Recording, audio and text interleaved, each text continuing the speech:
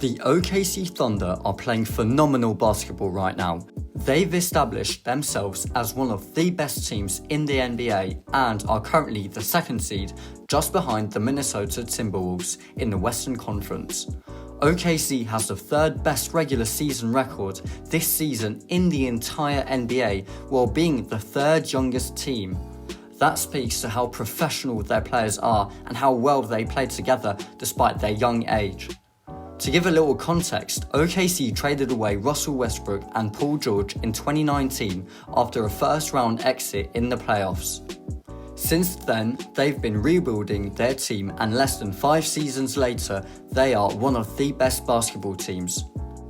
OKC is led by none other than Shai Gilgeous-Alexander, who was involved in the Paul George trade back in 2019. He is averaging amazing numbers: 31 points, 5.5 rebounds and 6.5 assists on really good efficiency, 55% from the field and 39% from 3. He is the most efficient guard from the field and has better percentages than KD and Joel Embiid. Bear in mind, he's only 25 years old and is being mentioned in every MVP conversation this season. What's crazy is that OKC was the 10th seed last season, and with the arrival of Chet Holmgren and the development of Jalen Williams, they have stepped up like no other team. Speaking of Chet and J-Dub, they are both in their first and second season, although Chet was supposed to play in the 2023 season but was out due to an injury to his right ankle. They are both extremely young, with Holmgren being 21 and J-Dub 22. It's safe to say that the trio of SGA, Chet and Jalen Williams is going to scare the league for years to come, as they all fit the same timeline and love playing basketball together. We're going to talk about their offense mainly. First of all, they have the third highest offensive rating in the NBA at 120.5, meaning they get loads of buckets. As I said previously, OKC is led by SGA, who's famous for being unstoppable in the paint. I'm only going to talk about his efficiency at the rim and his ability to make mid-range shots, even though he's shooting the ball very well from 3. He is making 75% of his shots at the rim, which is very respectable for a guard who goes to the rim a lot. If you compare that to other guards' shooting efficiency at the rim, he's better than Tyrese Halliburton, Kyrie Irving and Donovan Mitchell. It's important to know that 1/3 of his shots are at the rim, so when you compare him to Devin Booker, who's made about 79% of his shots at the rim this season, his at-rim frequency is only 15%, so twice as low as SGA's. If anything, you can illustrate shot efficiency using a graph, and in my opinion, to determine whether or not a player is good at finishing, you need a sufficient sample size. For example, a guy could make 9 shots out of 10, but that's nowhere near enough to say he'll continue to make 90% of his shots, which is why I believe efficiency tends to stagnate over time. Have a look at these plays where Shai goes to the rim. On this play, we see SGA telling Williams to go to the corner because he can't drive, as we see help on both sides. Now, with Williams and his defender out of the way, we see Dillon Brooks trying to force him to drive into help, but SGA beats him off the dribble and goes left. Here, he's being guarded by one of the best young perimeter defenders, Bilal Coulibaly, and uses his defender's pivot foot against him. Once again, he beats him off the dribble and is able to go all the way to the rim. Shai is also famous for his mid-range shot. He shoots 50% on his mid-range shots, including 51.4% on short mid-range shots and 47.3% on long mid-range shots, which is really impressive. His mid-range efficiency is nearly identical to Devin Booker's, who's very well known around the NBA for his ability to make middies. And he's actually better than DeMar DeRozan this season, who's making about 45% of his mid-range shots. These plays show how good he is at these types of shots. On this play, he's being guarded by Tim Hardaway, and as he drives towards the rim, he's able to create some separation to get to his spot for the mid-range jumper.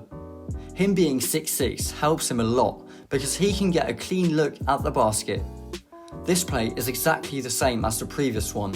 He drives to the right towards the basket and creates some separation with his defender to go to his spot.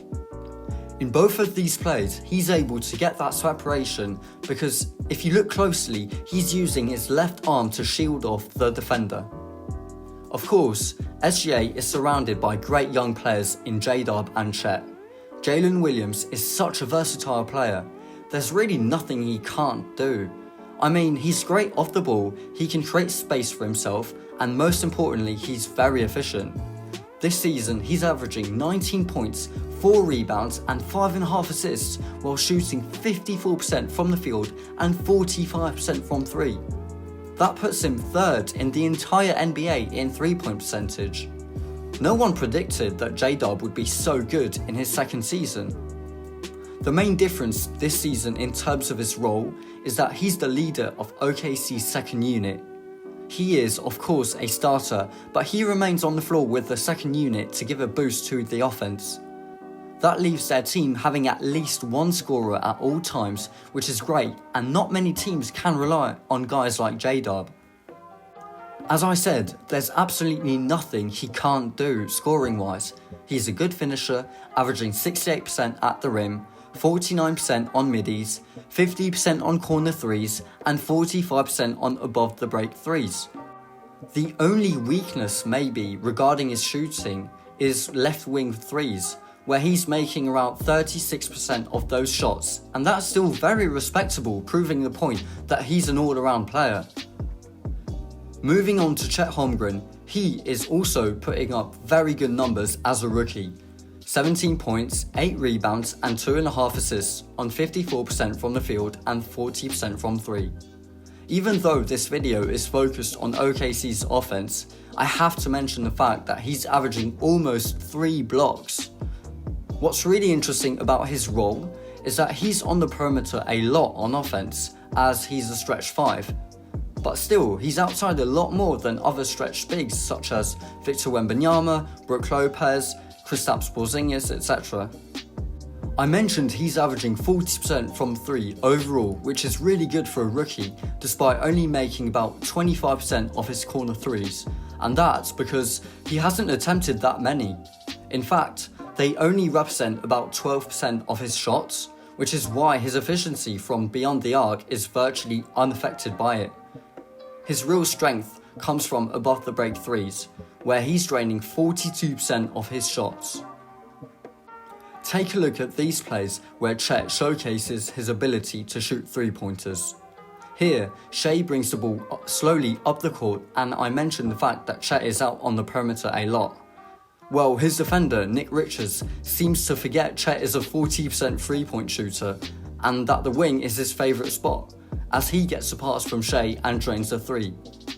On this play, you see Chet setting a screen for Josh Giddey and popping out. I'll talk more in detail about how Chet Holmgren sets his screens later in the video. While he pops out, Nick Richards forgets about him again, leaving Chet wide open from 3. And lastly, the necessary element for a successful team is its shooters. And they have just that in Isaiah Joe and Cason Wallace. Both of these guys are really young as well. Joe is 24 and Wallace is a 20-year-old rookie. First, let's talk about Isaiah Joe. He's one of the league's best shooters coming off the bench, making 42% of his threes on almost 5 3-point attempts per game, which is really good efficiency. Joe is making 45.5% of his corner threes, but more interestingly, all of his corner threes made are assisted. He's an extremely talented catch and shoot player, whether it's in the corner or coming off a down screen. He's also draining 42% of his above the break threes, and coming back to his catch and shoot type role, 96% of those are also assisted. When looking at his shot charts, his only weak spot is the right corner, which could, but isn't a certainty, be because he's right-handed, meaning his strong hand is away from the baseline. Very similarly to Joe, Wallace, who's averaging 41% from 3, has all of his threes assisted. Have a look at these plays where Joe and Wallace knock down threes. On this play, Isaiah Joe immediately pops out after setting a screen for Shea, leaving him wide open from 3 as there seems to be some miscommunication between the defenders. That same play is being repeated here, except that he slows down the on-ball defender before popping out. They don't execute this play often, but it's a very effective play because Shea is a great finisher and Joe is a really good outside shooter. So in a way, defenses are forced to pick their poison. Finally, on this play, Shea throws a bounce pass to Jalen Williams and Naz Reid is forced to help, leaving Cason Wallace wide open in the corner. And something to note is that almost 60% of his 3-point attempts come from the corners. Finally, like most NBA teams, OKC runs a lot of 4-out 1-in motion offense. Their primary offense setup is 2 players in the corners, 1 in the low post, and 2 players up top. Most of the time where the offense is set up this way, they'll run a pick and roll or pick and pop. And the player in the low post can either box out defenders to fight for the offensive rebound or set a flare screen for the player in the corner to get an open 3. When Josh Giddey is on the floor, he'll often be the player in the low post because of his size and inability to consistently hit open 3s. This is actually a very good idea because that brings us back to what I was saying before.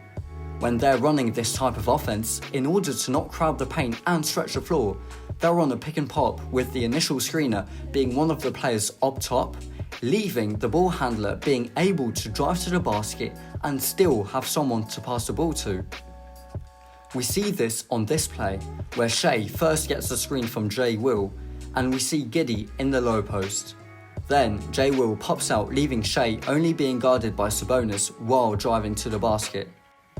However, Trey Lyles provides help on Shea, leaving Giddey open under the rim for the open lay. However, Giddey isn't always in the low post. You'll see Aaron Wiggins, Kenrich Williams, or even Cason Wallace in that spot sometimes. But the general idea is that Giddey is still very much present inside the paint. Finally, let's focus on the way Chet operates on screens. I've noticed that when he properly sets his feet into the ground, Chet will pop out. We see this on this play where Fontecchio overplays the screen, so Williams rejects it and Lowry is in drop coverage, leaving Chet Holmgren all by himself, which leads to an open 3. On this play, the defenders ice the screen, leaving Chet all by himself once again. However, if he slips the screen, he's almost always going to the rim as we see it on this play. Chet passes the ball out on the perimeter to J-Dub, and look at how it seems like he's going to set a screen, but instead he slips it and goes to the rim for the alley-oop. And here's another example. So overall, OKC has so many assets offensively, and it's hard to stop them because they're good at everything. They are a very young team, so I'm really excited to see how they're going to play during the playoffs.